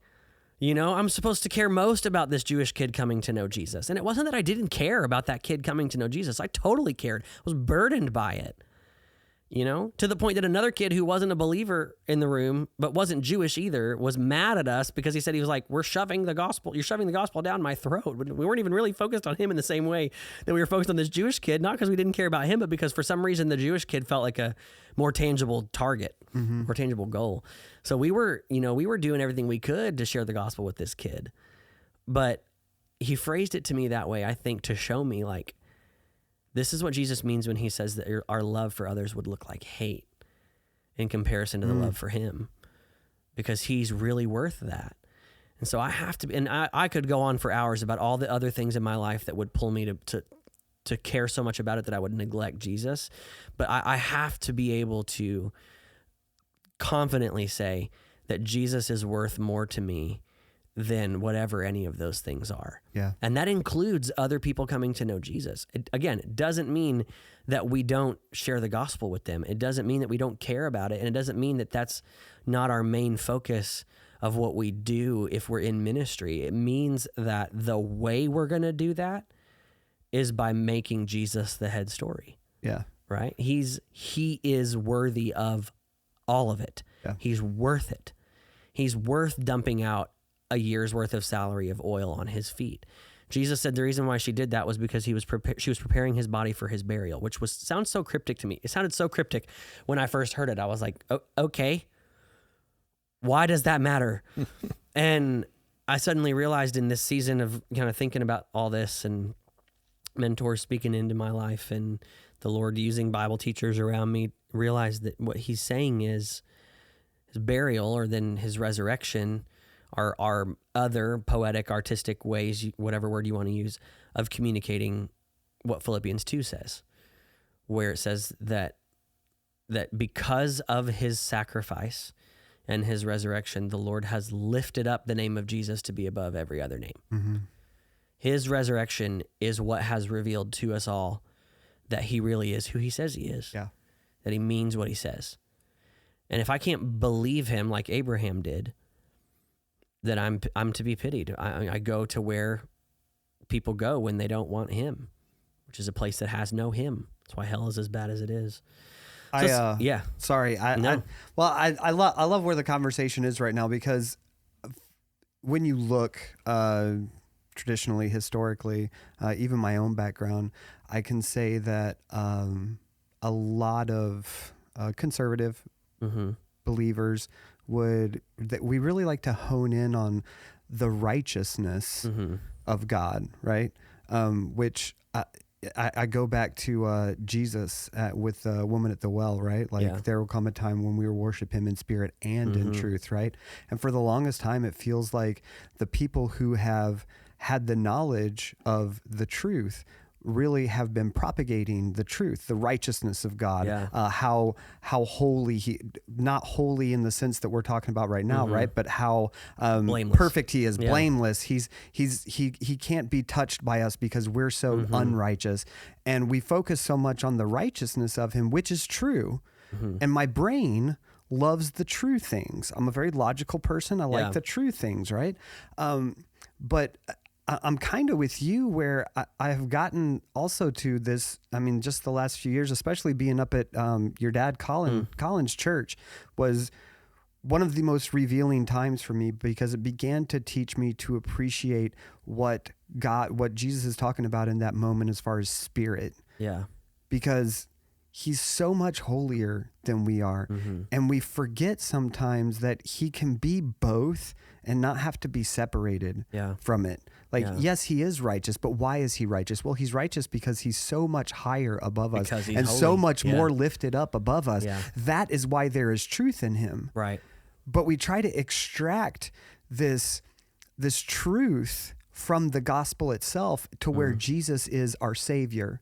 He's our Savior. Yeah. And it's very easy. Like when a church loses focus that Jesus is Lord and they just start propagating that he's Savior. Well, of course, everybody wants to be saved from something in their life, right? Right. And you will, if you only focus on Jesus being the Savior, it is very easy to start gearing your entire ministry and start propagating another gospel in which Jesus is just here as the emergency button and he will save you from whatever you're in. But what it separates out is that fact that Jesus also is Lord. Yeah. Well, why is he Lord of everything in my life? Because he's above everything else in your life. And to your point, it's really easy to say, well, man, that's horrible that Jesus is more important than some kid getting saved, right? But unless he's holy. Right. But if he's holy and he's the Lord of your life and he's above everything else, guess what's going to happen as a natural outpouring of that? People are going to see 100% from your life that Jesus is holy. Oh, it's not your main concern that whether or not I know Jesus, but I see that you know Jesus. Right. And the way that you know him, the way that you put him first in everything in your life, I want that. Exactly. That looks like something Exactly. that I don't have. Yeah. That I don't have to be saved from something to want that. Right. That's attractive to Yeah. me. And then all of a sudden, and I think that's what a lot of Christian and Baptist churches are. I see some of them moving toward is the Spirit and the truth, right? And I think that's why we see so much growth in those particular congregations, because people are embracing the fact that, hey, you know what? We're going to worship Jesus extravagantly. And, you know, extravagant may look different to other people. Right. Like if you come from a really, really conservative background, being able to raise your hand in a service is pretty extravagant. You know what I mean? Yeah. But in other places that's less extravagant. And so there's more extravagance. And can you go overboard with it? Absolutely. But here's the thing where we have to measure it, right? Am I drawing attention to God's holiness? Yeah.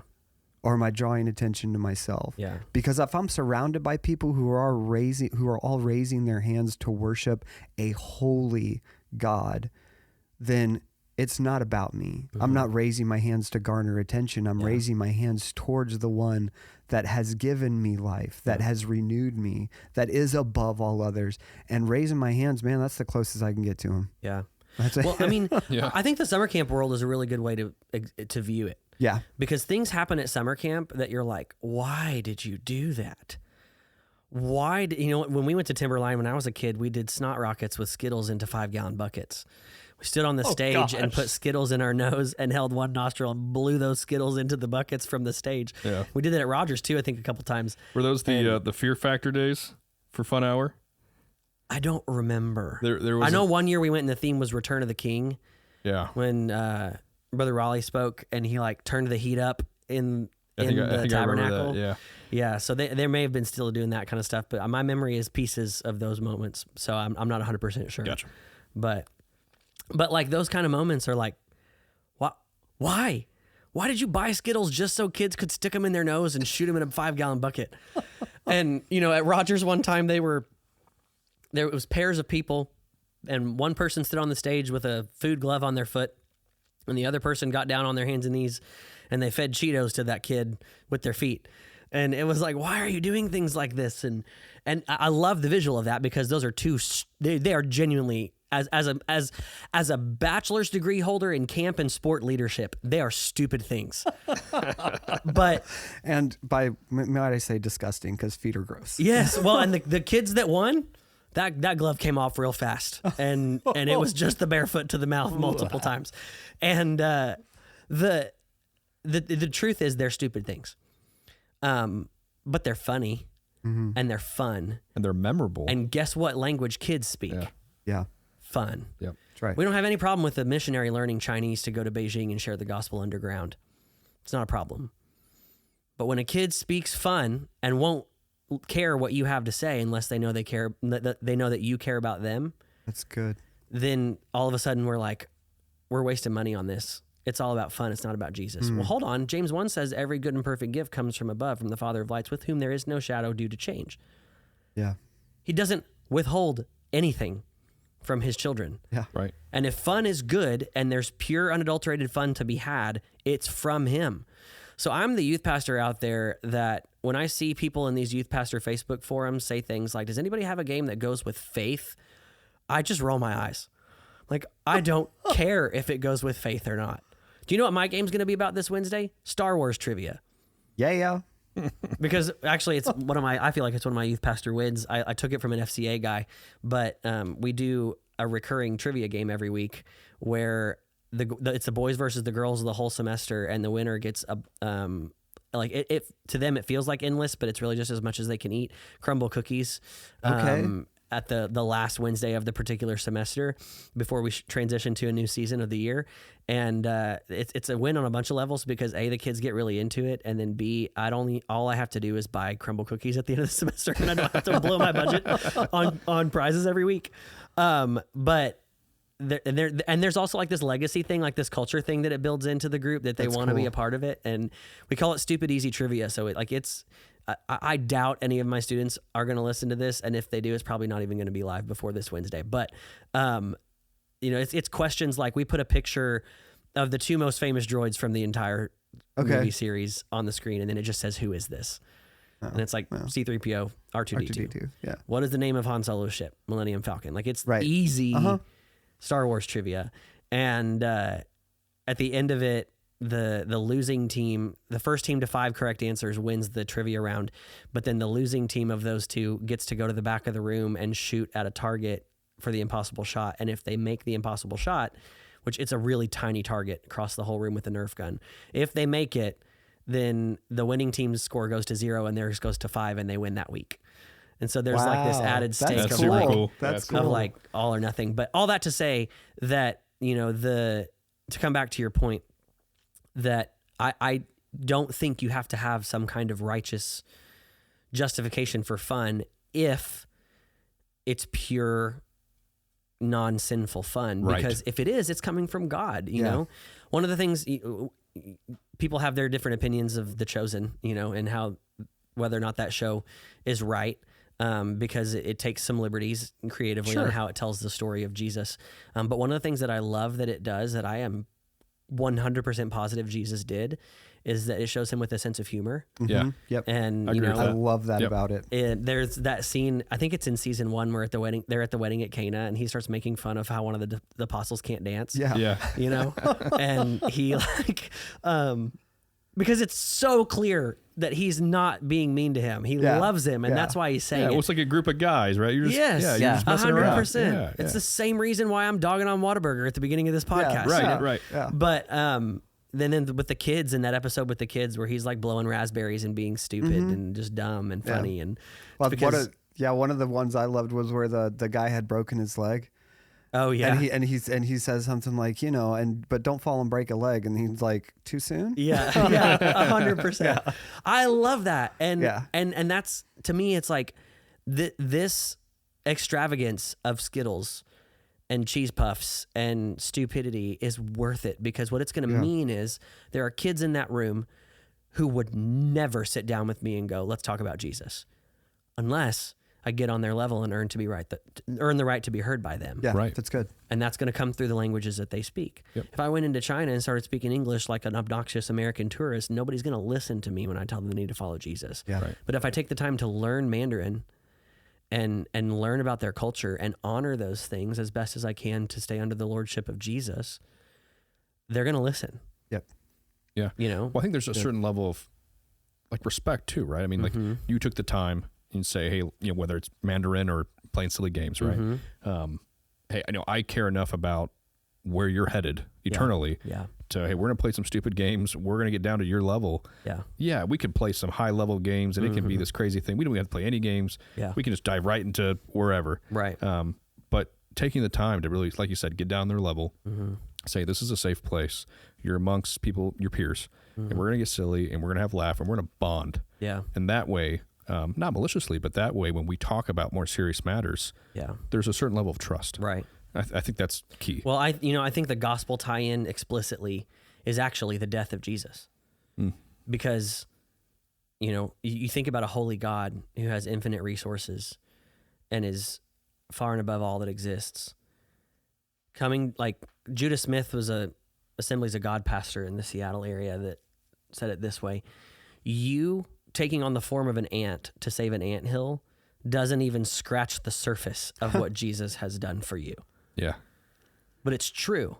Jesus he not only became a human, Hebrews does a really good job of explaining this. He didn't just become a human, but he went through human life, and then he died, just like every human does. And he proved that he's different from other humans by picking his life back up. But up until that point, he's doing the same thing by living and dying that I'm doing when I give a kid a Nerf gun on Wednesday night and tell him to shoot. It's not the same thing, because I'm not Jesus. No, I understand. But the logic is, what Yeah. Jesus has done is where we pull that logic from to do what we do. Well, and I think we do a really good job of applying Paul's statement on I became all things to all people so that I could win some, right? We do a really good job of applying that to like, oh, we'll set some of your preferences aside if you're trying to reach somebody. Okay, but what is that? Let's take that into what we're talking about, right? Mm-hmm. Whose language are you willing to speak to share the gospel? Yeah.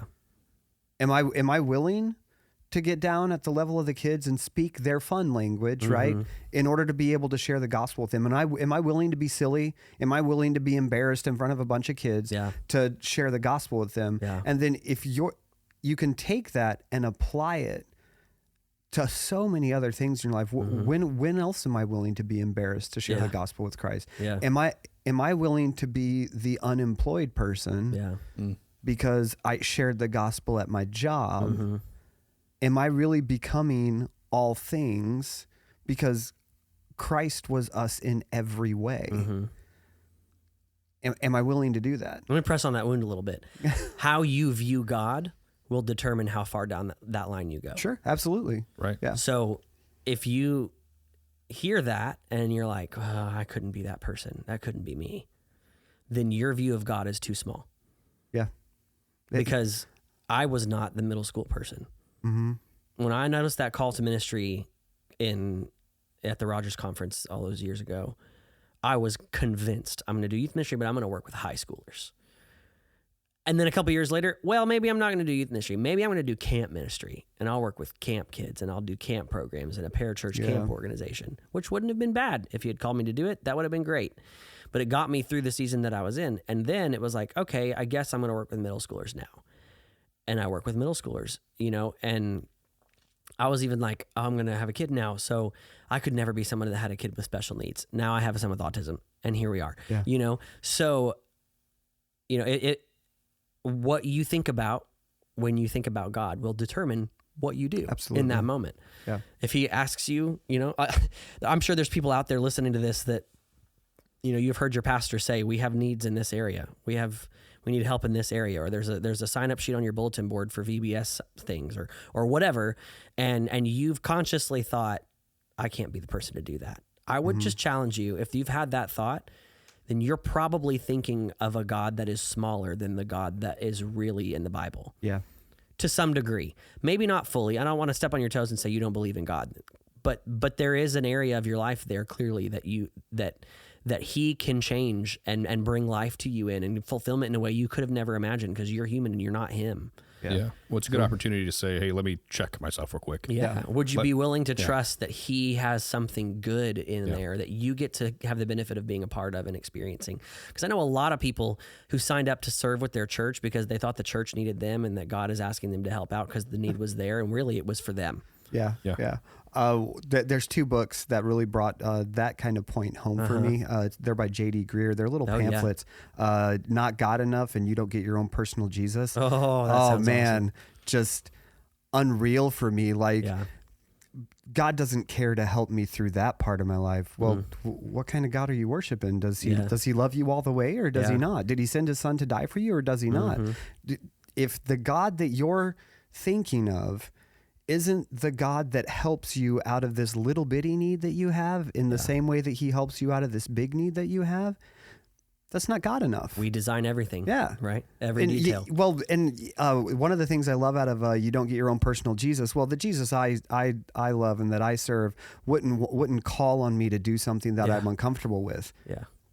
What do you mean? Do you think it was comfortable for the God of all creation to squeeze all of his greatness into flesh and to live amongst us and have to do all the filthy biological things that we do for 33 years of his life? Did you think that was comfortable for him? Right. Like, we've got to stop.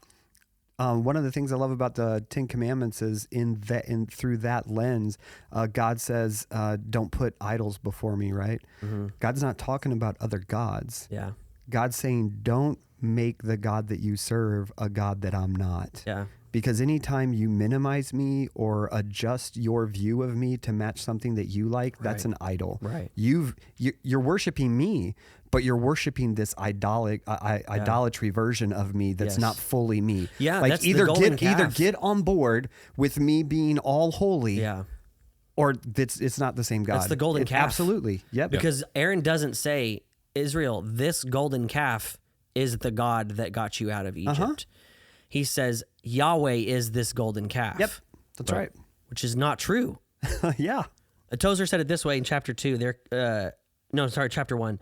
The essence of idolatry is the entertainment of thoughts about God that are unworthy of him. There you go. Yep. That's hilarious.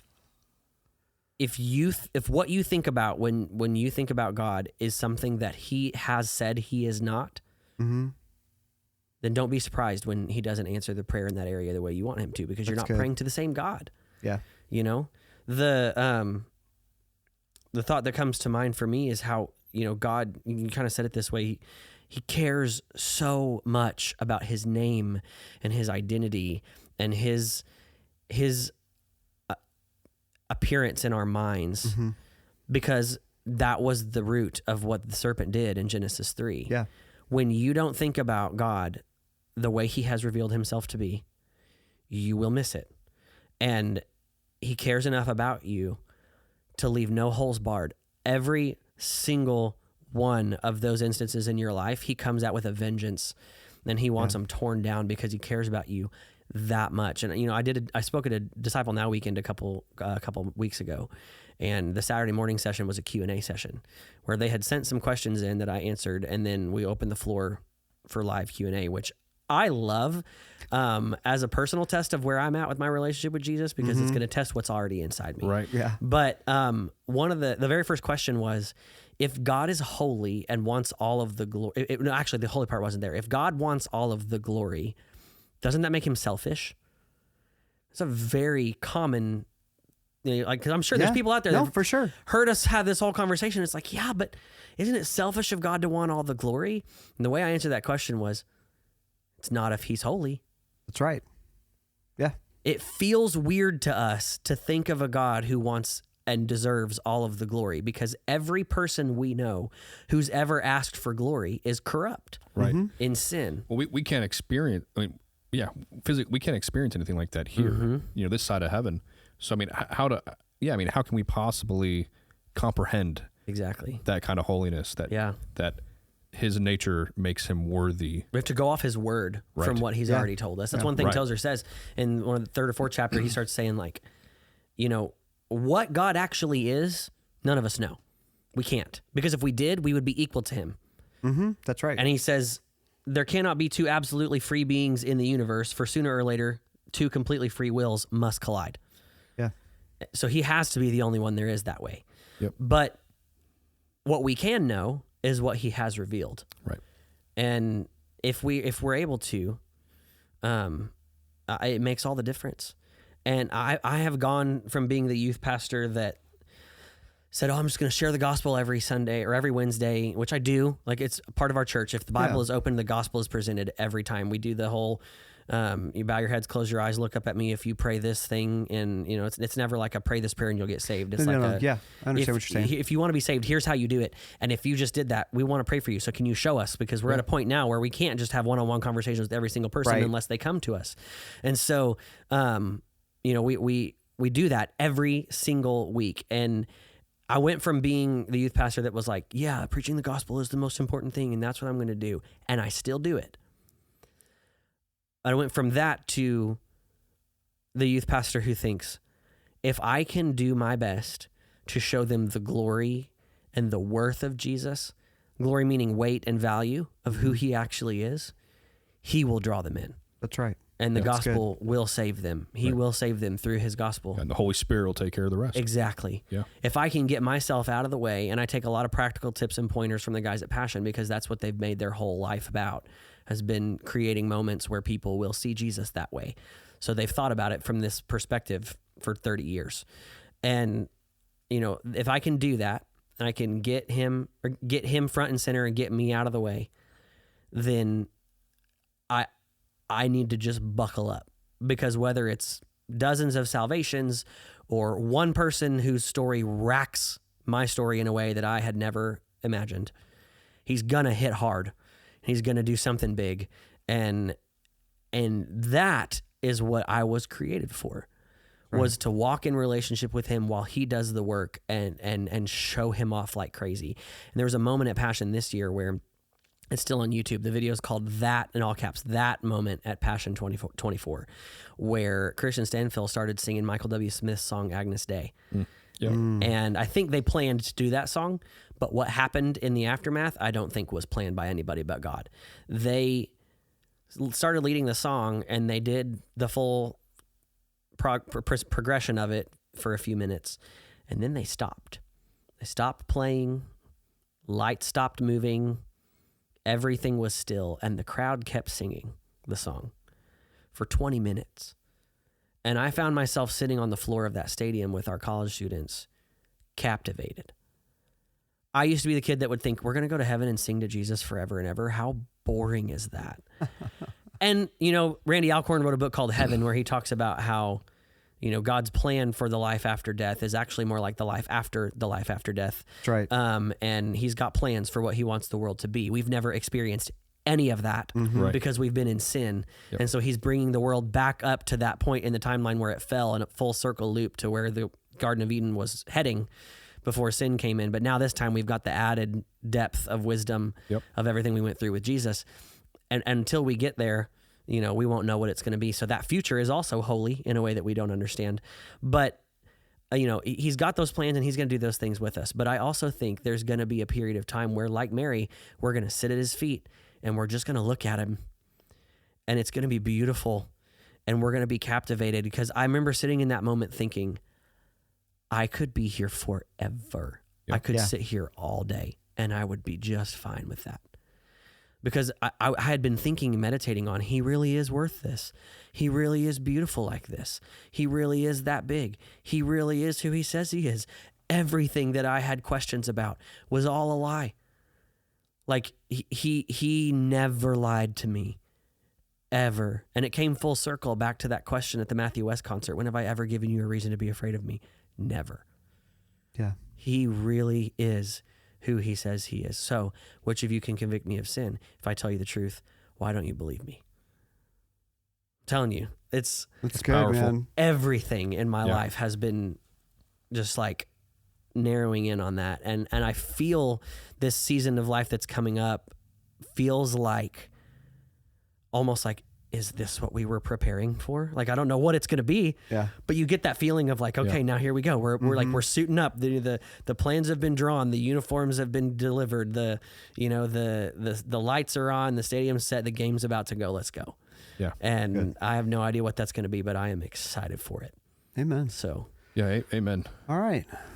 Well, I just want to be the first to say thank you. Thank you for coming. Thank you for all. sharing. Absolutely. We hit a wide variety of topics. Yeah. And I didn't know which direction it was going to go, but I'm kind of glad that we hit, it was unexpected, I think, but we kind of hit on the pornography part of it, right? And I think it's a problem, and I think it's more rampant than people are willing to admit. Yeah. And I just want to say, hey, if you need help, right? You're not alone. I struggled with it for a long time as well. Yeah. You aren't alone. Same. Yeah. Yeah. You aren't alone. There's men, women in your life that know what that is, knows how to navigate that, and is willing to talk to you about it. Well, and there's hope to be found on the end as that road goes down too, because the one scientific thing I didn't mention in that moment was the brain is rewirable. Yeah. Yeah. Your brain may be wired to something that is not good for you. But you can teach an old dog new tricks. You can rewire your brain. It's called neuroplasticity. Yeah. One of the hormones that fires in that moment is called delta phos B, and it exists to make actions that are conducive to human life easier and easier every time, which is why what used to take all the willpower in the world to break God's rule the first time is now so easy for you to do, because sex is good for human life. So your brain makes it easier for you to do that same way over and over again, which is one of the beauties of God's system when it's used the right way. But it's like a pathway in the woods. The more you walk on it, the clearer it gets. But the less you walk on it, it grows over. Right. Yeah. And so there's hope to be found there, built into the way God made the world. Exactly. And it is beautiful. It all comes down to, are you willing to trust him? Yeah. And that he means what he says. and that he really is good. So absolutely. Yeah. What a great discussion. Yeah. Thanks, man. This is Seriously. good. Thank y'all. Man, it was almost a year in the making, I feel like, but we got here. Super I look cool. back, your first message was September. Okay. So not as long as it feels. Well, but we had been talking about it like when we first started okay. doing the podcast last March. I'm like, one of these days we're going to have Tyler on. We're going to have Tyler we were Hirsch like, on. you know who'd be great? And then we were talking about Yeah. it, and we were just like, okay, yeah, we'll try to coordinate it. And then here we are. I'm grateful. A year later. That's cool. No, I appreciate thanks, you man. guys working with me. Yeah. Oh, of course. If you enjoyed Tyler's testimony, if you would like to leave him some words of encouragement, or if you were encouraged by his testimony, feel free to drop us a line. It's podcast@lakeworthbaptist.org. You can get a hold of us on social media, Facebook and Instagram, LWBC_publications. We would love to hear from you. Man, it's good to be back doing this stuff again, man. It really is. Yeah. The break for the holidays was there was just something lacking in I my know, life. it was weird. I wanted to come up here every Friday and do it. Something about stuff like this that makes you kind of pool everything together in one line. It's like, Right. you know, I was grateful that this conversation happened today personally, because these are all things God's been doing in my life. And now here he has given me like a line to cool. just think about it all in. Yeah. The outlet, podcast forced it to narrow Yeah. down. I mean, we talked for over an hour, but it narrowed down. Even this time right here was part of his plan. 100%. Yeah, Absolutely. it's good, man. All right. You know what I thought would be a great idea? Yeah. If you're willing, Tyler, is I think maybe in our post about this episode, maybe on social media, that maybe we put a link to that moment that you were talking about at that Passion Conference. Yeah. So people can just click on that 100%. and see it. If you're willing to share that, I think that'd be a great addition to Yeah. I'll throw it in there. Yeah, I think that'd be great. That's cool. I can send you guys to like the books I brought up as well, and those kinds of Perfect. things. Yeah, so that'd we be can great. put those links. That'd be great. But hey, appreciate everybody for listening to another week. We'll be back with another episode in 2 weeks from now. And just stay safe, everybody, and we'll see you guys real soon. Thank you.